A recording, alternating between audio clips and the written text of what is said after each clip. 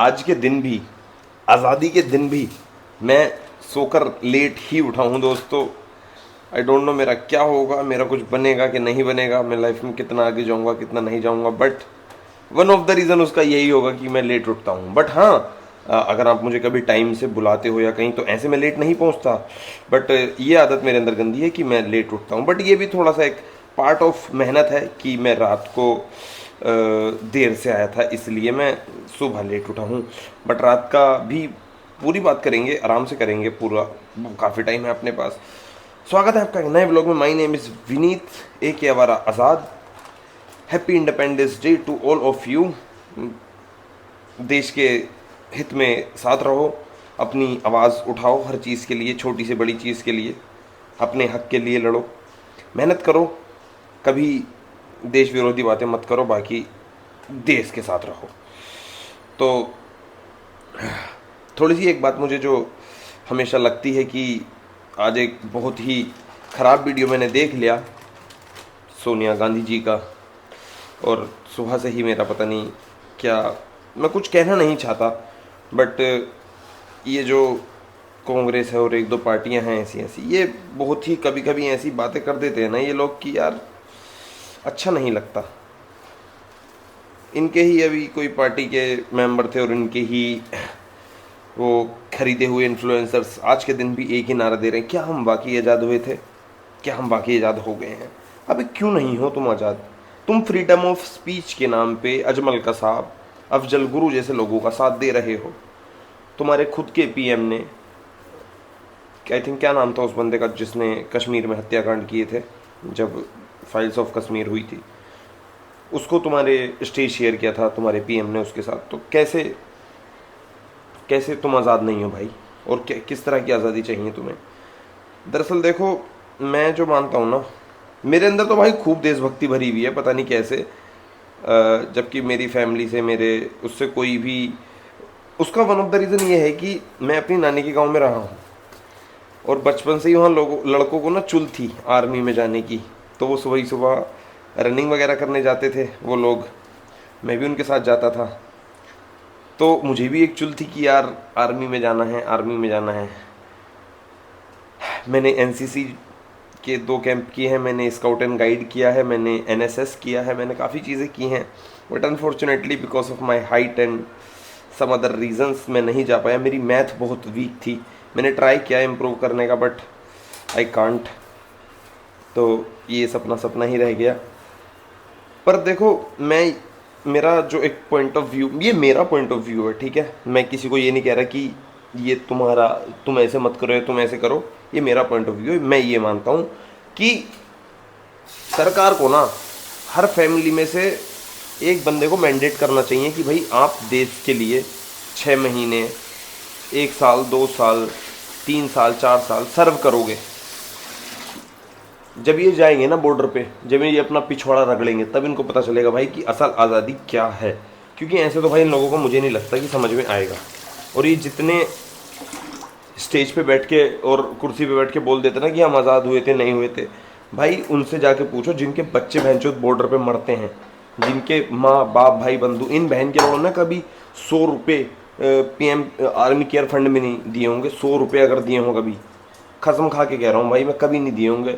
बातें करवा लो बहन के लोगों से, कभी बातें करवा लो बस उल्टी सीधी। तो ये मेरा पॉइंट ऑफ व्यू है भाई। क्योंकि अगर मैं देश में रह रहा हूँ तो मैं चीज़ें बोलने का हक रखता हूँ और मैं बोलूँगा। क्योंकि आर्मी, मैं भाई नहीं झुकता हूँ इन चीज़ों में, मुझे बोलने का अधिकार दिया है और मैं बोलूँगा।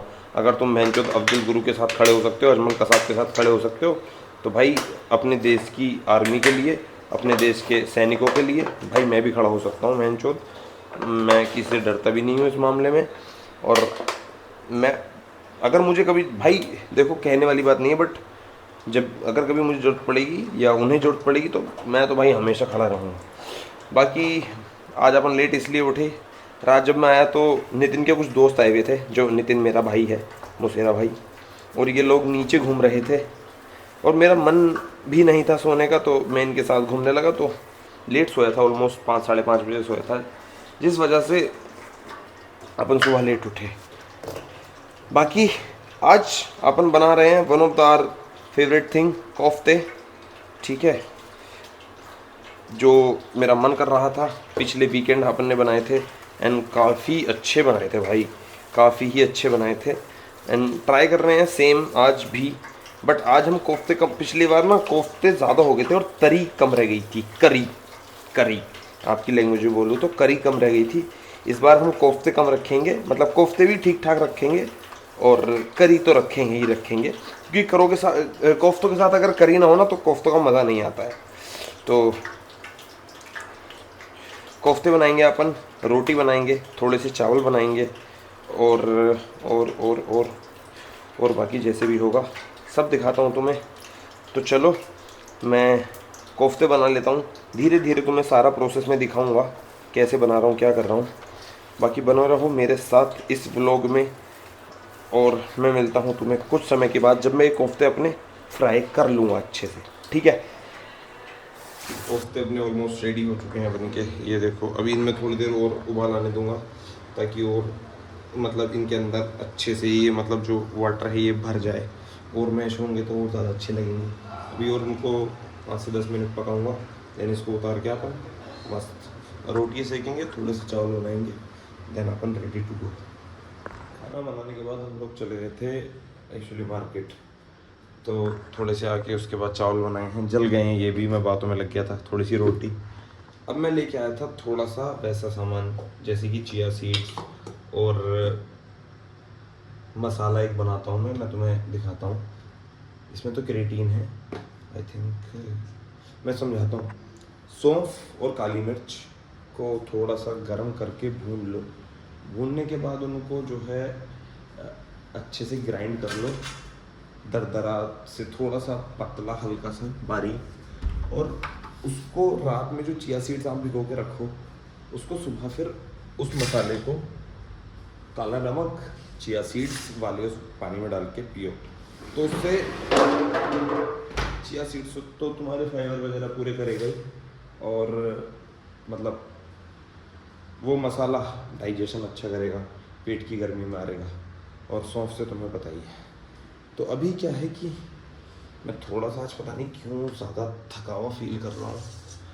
ये है अपना खाना, चावल और रोटी, ठीक है। खाना मैं खाने वाला हूँ और सोने वाला हूँ और कुछ काम नहीं है मुझे।